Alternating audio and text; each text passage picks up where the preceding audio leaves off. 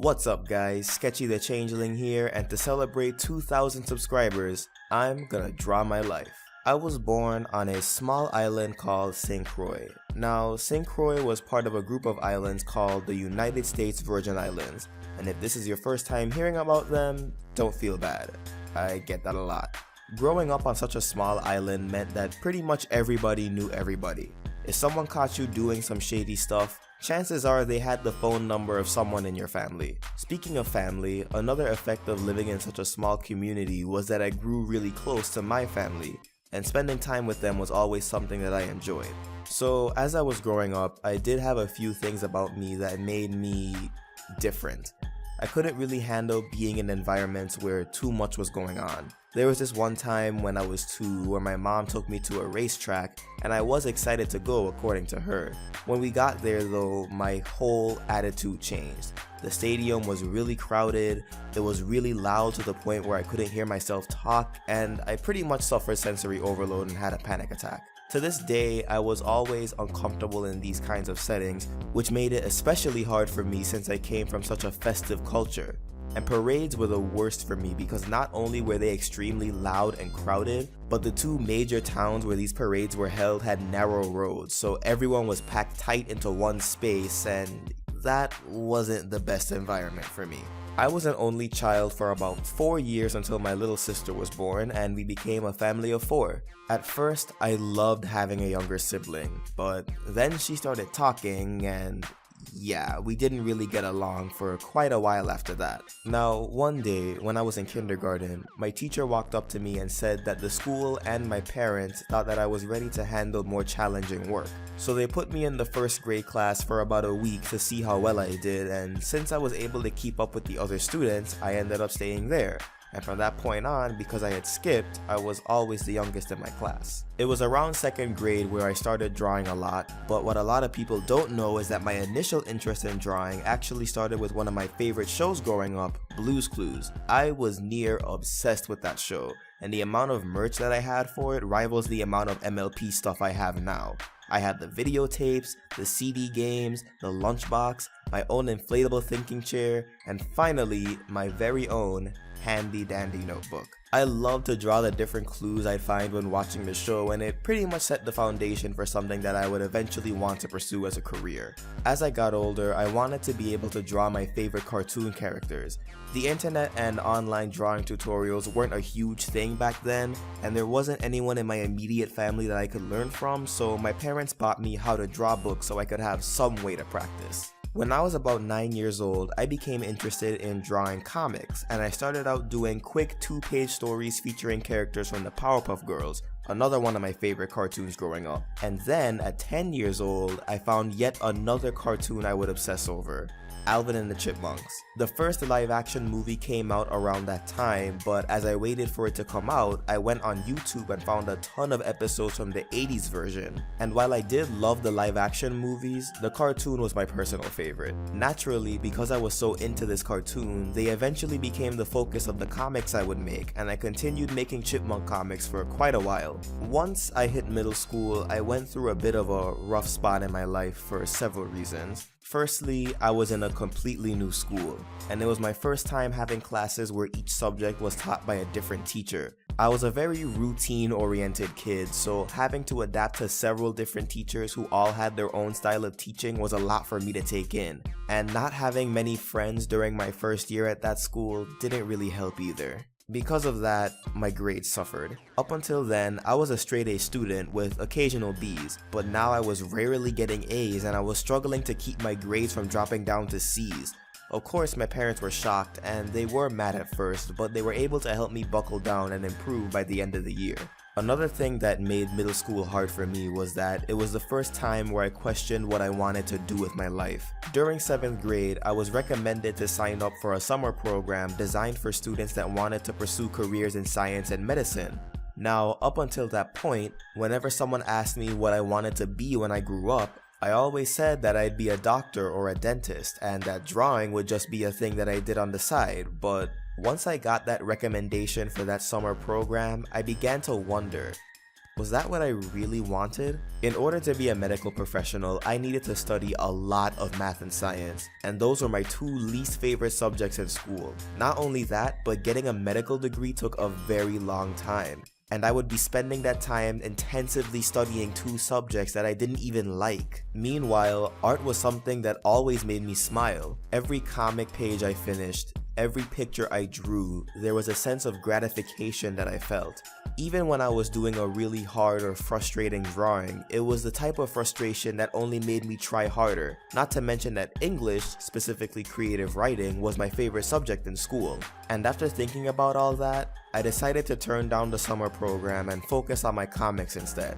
That wasn't the end of my problems though. Shortly after my 12th birthday, my parents got divorced. Like most kids, I immediately wondered if it was my fault. Was it because I wasn't doing that well in school? Was it because I chose a career path that they didn't expect from me? What did I do to make them want to split up? Thankfully, my parents were quick to reassure me that I had nothing to do with what they were going through, and that everything was going to be okay. And sure enough, they were right.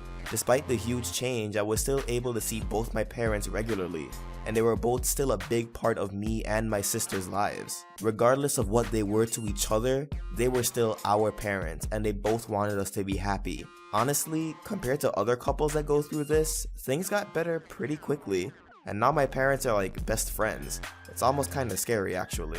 The biggest hurdle was yet to come though. All throughout my life, especially as I got older, my mom had this feeling that there was something different about me. It could have been maternal instinct or the fact that she worked as a teacher, specifically in special education, but something told her that I wasn't quite like my peers, which brings me to my 13th birthday.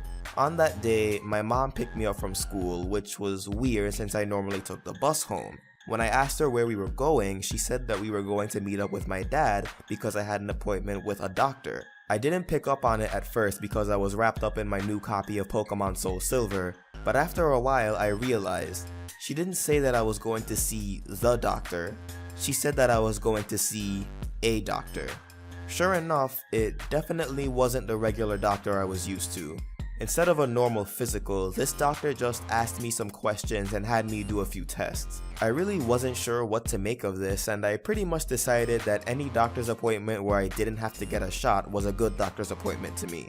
But a few days later, my parents sat me down and told me that I was diagnosed with Asperger's syndrome. Yeah, I know, I'm not helping the brony stereotype, but what can you do? My parents explained to me what Asperger's was and how it pretty much meant that my brain worked differently than most other people. And as they explained it to me, pretty much everything made sense. Aside from 3 close friends that I made in elementary school, I couldn't really relate to anyone around me.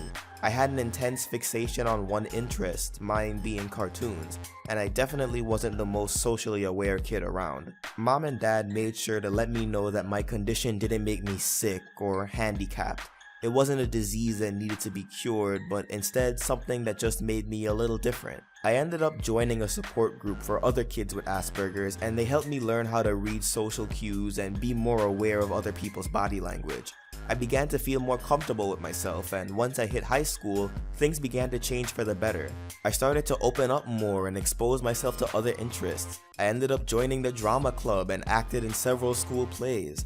I also started to watch and read reviews of movies, games, TV shows, comics, pretty much anything I enjoyed. By the time I was 15, I was still doing those chipmunk comics, but one day I realized that if I wanted to make a name for myself and improve even faster, I needed to make my own story with my own characters. So I decided to end my chipmunk comics and develop characters for a story that I would eventually call Dragon Cats, and I'm still drawing chapters for it to this very day.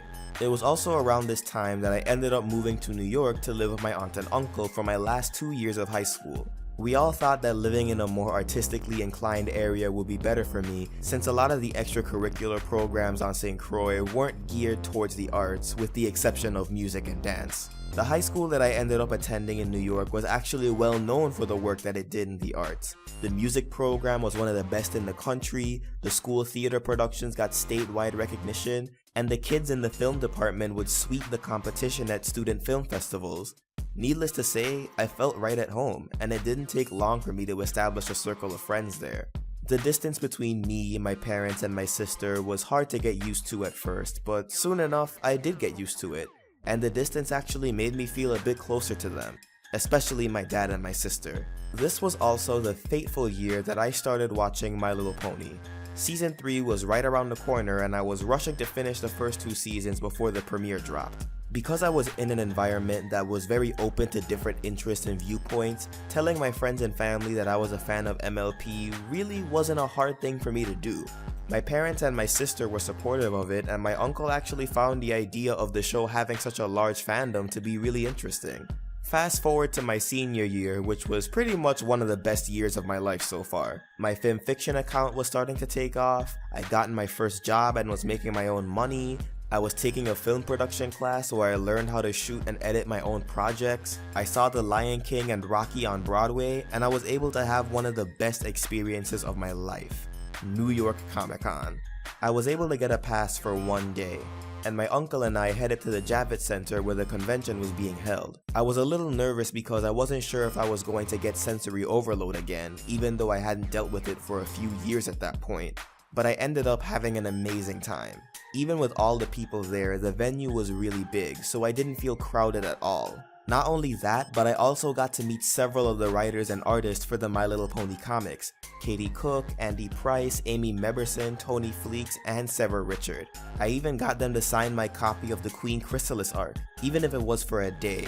NYCC was a blast. Later on in my senior year, even though I wasn't able to get a date, I did attend my prom, and I ended up getting a slow dance with a girl that also didn't have a date, so everything worked out in the end there. My parents, my sister, and a few other relatives flew up to New York to see me graduate high school with honors, and again, as the youngest in my class. After graduating, I decided to study animation down south, and in the weeks before I started my first year, I made my first video on this channel. During that year, I was able to meet and work with a ton of awesome people in the MLP YouTube community. Toon Critic, Keyframe, Lightning Bliss, Dr. Wolf, Silver Quill, and so many more. While I haven't been on this earth for that long, I've definitely faced my fair share of challenges and successes. And looking back on it all, I don't think I would have changed a single thing. I've come a long way and I've got an even longer way to go. And I couldn't have done it without all the people that supported me so far. My parents for always being there for me, my sister to remind me that people look up to me, my teachers for encouraging me to pursue my passions, my friends online and offline who have always stuck by me, and of course, you guys, my viewers. You've all played a part in helping me get to where I am today, and I can't be any more grateful for that. Thanks for all your support, and thanks for helping me reach 2,000 subscribers. Here's to another 2 or maybe even 20,000. Until next time, keep it sketchy, folks.